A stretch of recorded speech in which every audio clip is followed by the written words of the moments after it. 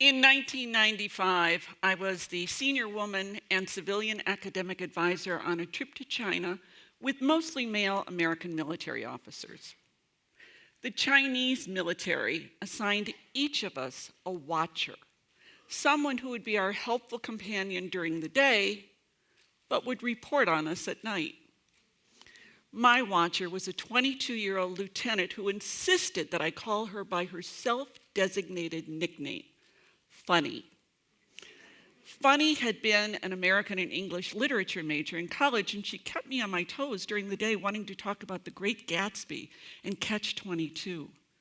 In the evening, she would accompany me to the many banquets held in our honor. At one of those banquets, it became clear that as the senior woman, I was going to be called upon to make a toast. Funny leaned over and whispered in my ear, "Chairman Mao says women hold up half of heaven. Use it."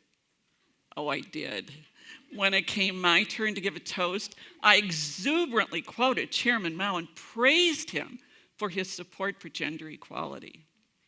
The polite but stony expressions on the faces of all the male military Chinese officers in the room made it clear to me that their commitment to gender equality might be a little shaky. Husband and wife journalists Nick Kristof and Cheryl Woodan had a best-selling book in 2009 called Half the Sky, referencing the same quote from Chairman Mao. The book also focused on gender equality. In fact, they called gender equality the paramount moral issue of our era. They compared it to the past fight to abolish slavery. I totally agree with them that gender equality is a moral and social justice issue. But it's a national security issue as well, one that the United States must acknowledge and address. You can help. The problem with getting that acknowledgement so far has been with being tied to an outdated paradigm that says women really have no role in security affairs. And that paradigm is propped up by an underlying power structure that very much favors the status quo. And there's also been a general obliviousness to the role that women already play in national security. What we have become more aware of through globalization and social media is that there are many issues going on around the world regarding women, many of them involving violence towards women. We hear about schoolgirls being kidnapped in Nigeria to become Boko Haram brides, a woman being stoned in some country for adultery, honor killings, acid throwing. Domestic violence is rampant even in countries with high economic development. And here in the United States, we've recently seen the rise of the Me Too movement. The problem is we tend to see these issues, these events, as idiosyncratic, isolated from each other, rather than being part of a larger power structure that connects the dots. But we've got to connect those dots if we're ever going to move past this outdated paradigm that says women are excluded from security.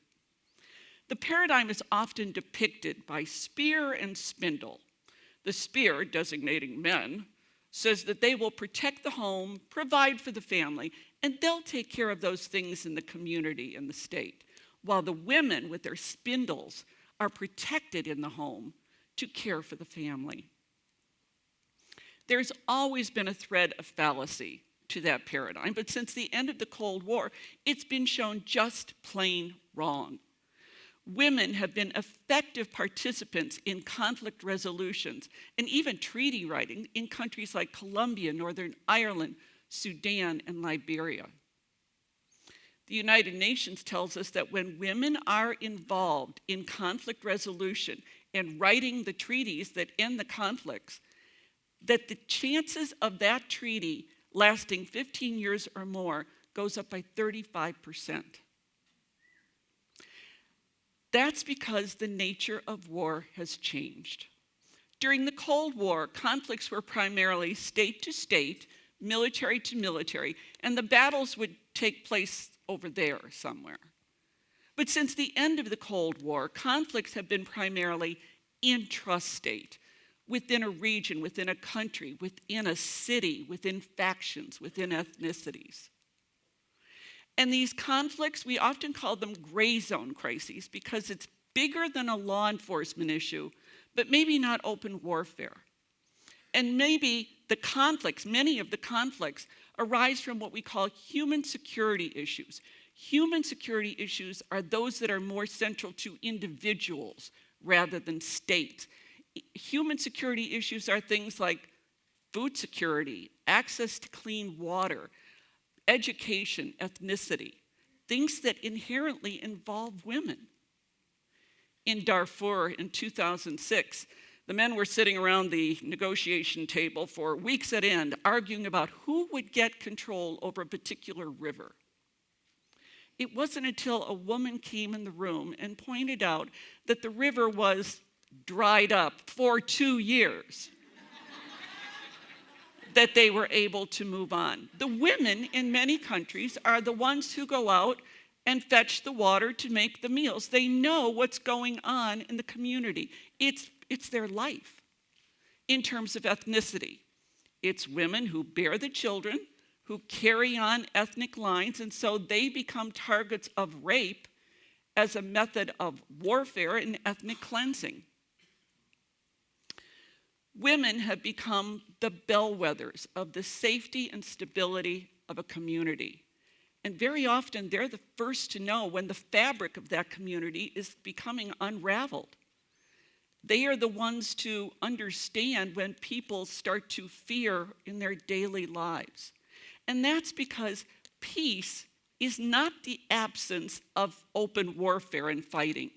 Peace is the ability to develop a community, an environment where you can build a civil society, where economic development can occur, where people feel safe walking to their homes, to the market, to their jobs. But yet the United Nations tells us that women's views, their perspectives, their information are largely left out of peace negotiations. Over the past decades, only 2% of the mediators in conflict resolution have been women, and less than 10% of the negotiators have been women. Security is still very much a male-dominated field. And if we're going to move past that, we need to look at this underlying power structure. Researchers tell us that when individuals meet, there are 3 things that immediately come into play, 3 identifiers. And that's age, race, and sex as determined by biology and physiology. But age is a spectrum, and it's transitory. The youth of today are the geriatrics of tomorrow. And it may surprise you to learn that in many instances, race can be diminished as an identifier and sometimes even erased. The identifier that sticks, the one that is still predominant, is the either or male-female identifier. Researchers also tell us that by age 4 or 5, children begin to identify with groups, those who they feel are like them and akin to, and those that maybe aren't. And for those that they feel akin to, they afford a certain amount of respect and equality that might not be afforded to these others. If one group becomes dominant, they are called the in-group. And very often, they exhibit bias, discrimination, even violence towards the out-groups. That women are the global out-groups is demonstrated by demographics. The human sex ratio is a figure given to be able to compare the number of men and women on the planet. Currently, that number is about 107 men for every 100 women. Now, they're not evenly distributed around the planet, but what that means for a country like China is that there are 33 million more men than women in China. 33 million men who will not find wives, who will not have children, and therefore become what we call untethered to society. The Chinese actually have a name for these men. They're called bear branches. And they consider them a security issue because men untethered to society have been shown more prone to violence and destabilizing behavior. And that's a concern for China or any country. Now, left to nature, it would be a 50-50 split between men and women on this human sex ratio. But it's not being left to nature. In many countries, it's being tampered with by practices like sex-selective abortion and female infanticide, clearly demonstrating that male children are more favored for the economic benefits they're expected to bring to the family, and not unimportantly, because they can carry on the family line. Girl children are sometimes not just unwanted, but considered an economic burden and treated as chattel to be sold, often at a very young age as child brides. But why do we here in the United States need to be concerned about how women are being treated elsewhere with violence sometimes beginning in utero? Because violence breeds violence. Violence becomes normalized and the default method for problem solving. Political scientist Valerie Hudson calls the unbalanced relationship between men and women in many countries the sexual order. The sexual order as the first political order, because whoever controls the home controls the community. Whoever controls the home has power. And it becomes the model for how women are treated in society as a whole. Political scientist Mary Caprioli took that a step further and looked at countries with high rates of gender inequality and countries that are involved in these intrastate conflicts and found a strong relationship between the two. The Global Terrorism Index, which ranks countries according to their involvement in terrorism, also found a relationship between gender inequality and terrorism activity. And it states that destabilized societies sometimes provide a petri dish where radicalism can flourish. So why do we care? Because in this era of globalization, where violence can spill over from one community to another, to another, to another, it's the United States that is often called in, including the US military, to try and keep this from spilling over to our own borders. There's also this issue that's tying us to this paradigm we need to abandon, this outmoded paradigm, that women have no role in security. But women are agents of security. 5'2" blonde Lieutenant Ashley White was 22 when she was killed in Afghanistan in 2011. Ashley White was attached to a Special Forces Army Ranger unit. She was attached rather than assigned to the unit, as would normally be, because at the time, women were still banned from ground combat operations. But the military had to find a way to get Ashley White and her female colleagues there because they were needed to do a job the men couldn't do. They were there to talk to the women in the village who often had the most useful information for our troops, but the men were not allowed to talk to the women. Ashley White and two of her Ranger colleagues were killed on one of these missions. Women are agents of security in broader ways as well. The Food and Agriculture Organization tells us that if the amount of global food aid currently distributed were merely distributed differently, we're not looking for more money, just the same amount of aid distributed differently, we could increase food production to the extent that there would be 100 million less hungry people. Currently, food aid is distributed based on land ownership. But in many countries, more women than men work the land, but in those same countries, the women are not allowed to own the land. So giving the food aid to the landowner doesn't necessarily mean it's going to be maximized in the field, or even that it will reach the field rather than the black market. In terms of economics, the data is stunning.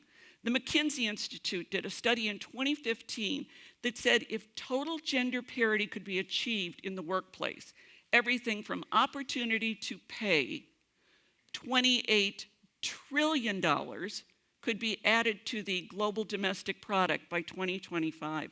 That is the equivalent of the US, Chinese economies combined.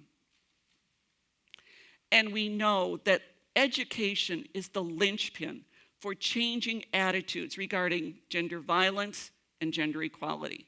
But the powers that be know the power of education too. That's why when 15-year-old Pakistani schoolgirl and girls' education advocate Malala Yousafzai got on her school bus one morning, 3 gunmen followed her on board, asked for her by name, and then shot her in the head. Gratefully, Malala survived and went on to become the youngest ever Nobel Peace Prize laureate. She continues to speak out in support of girls' education because it's only through the education of girls and boys that things will really start to change. The United Nations has recognized both the challenges and opportunities of gender equality. In 2000, they passed United Nations Security Council Resolution 1325, and that resolution mandated the protection of women so that they could come out of their homes and be full participants in affairs from conflict prevention to conflict resolution. That resolution, with several others and policy initiatives and speeches, has become known as the Women, Peace, and Security Agenda. Many countries have since stepped up with national action plans to implement that agenda. In the United States, President Barack Obama signed our National Action Plan in 2016. In 2017, Congress passed the Bipartisan Women, Peace, and Security Act, again mandating more involvement by women in conflict resolution. President Donald Trump signed it. But words are easier than actions. Sometimes action or inaction is simply a function of individuals not being aware that either there is a challenge or a potential path to addressing the challenge. We call that the blind fish syndrome, being blind to the environment in which you swim or live, as the case may be. In the United States, in 2016, the New America Foundation did a survey of a broad swath of security practitioners and asked 2 basic questions. How much do you consider gender perspective when you are developing and implementing policy? And how much do you know about the Women, Peace, and Security Agenda? The answer to both was a resounding, not much. So what do? Well, Massachusetts politician Tip O'Neill once famously said, all politics are local, and he's right. Politicians pay attention to what their constituents and voters pay attention to. And we know from research that sometimes it only takes 3 or 4 phone calls or emails or letters to get a politician to pay attention to something they might not have otherwise, or to change their views on something. So I'm asking you today to contact your politician, contact your representatives, and tell them that you are aware of the Women, Peace, and Security Agenda and the Women, Peace, and Security Act, and you want and expect them to be aware of it as well. You want it implemented. And when you do, be sure to remind them that in doing so, it wouldn't just be so that women can work on women's issues.